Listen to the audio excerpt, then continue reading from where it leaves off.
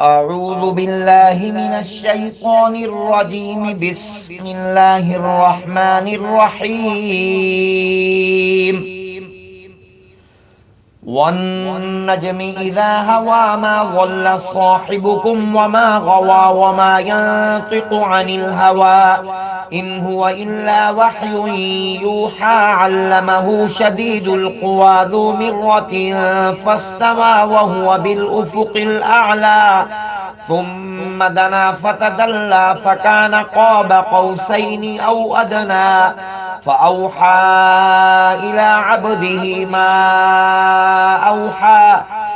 ما كذب الفؤاد ما رأى أفتمارونه على ما يرى ولقد رآه نزلة أخرى عند سدرة المنتهى عندها جنة المأوى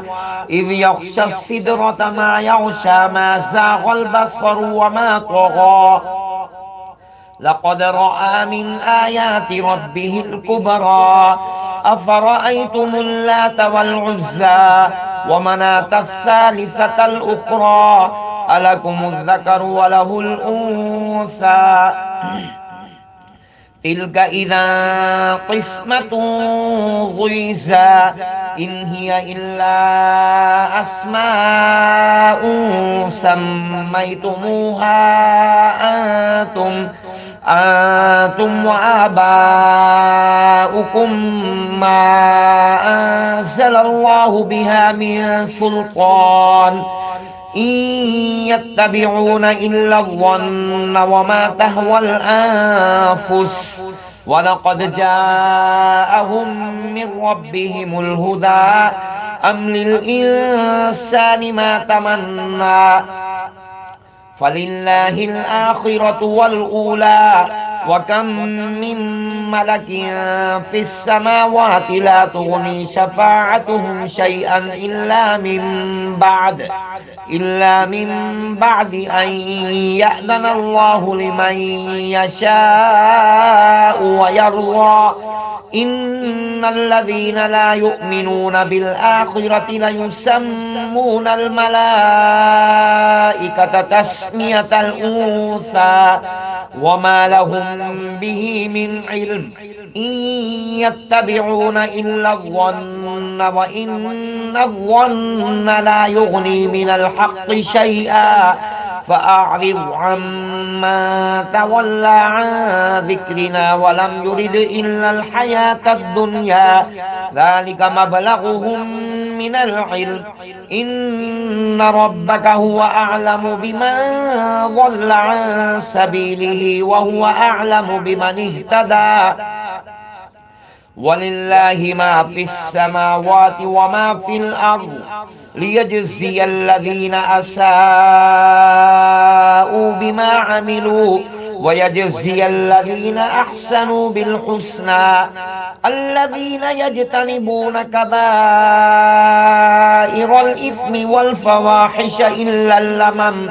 إن ربك واسع المغفرة هو أعلم بكم إذ أنشأكم من الأرض وإذ أنتم أجنة في بطون أمهاتكم فلا تزكوا أنفسكم هو أعلم بمن اتقى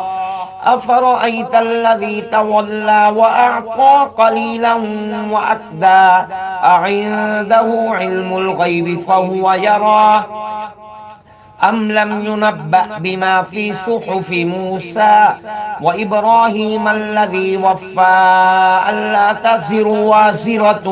وزر أخرى وأن ليس للإنسان إلا ما سعى وأن سعيه سوف يرى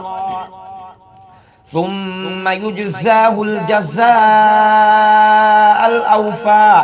وأن إلى ربك المنتهى وأنه هو أضحك وأبكى وأنه هو أمات وأحيا وأنه خلق الزوجين الذكر والأنثى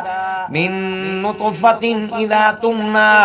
وأن عليه النشأة الأخرى وأنه هو أغنى وأقنى وأنه هو رب الشعرى وأنه أهلك عادا الأولى وثمود فما أبقى وقوم نوح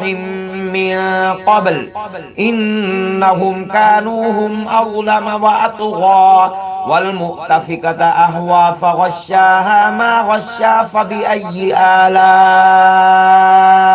ربك تتمارى هذا نذير من النذر الأولى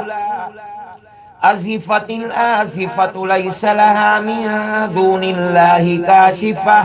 أفمن هذا الحديث تعجبون وتضحكون ولا تبكون وأنتم سامدون فاسجدوا لله واعبدوا صدق الله العظيم.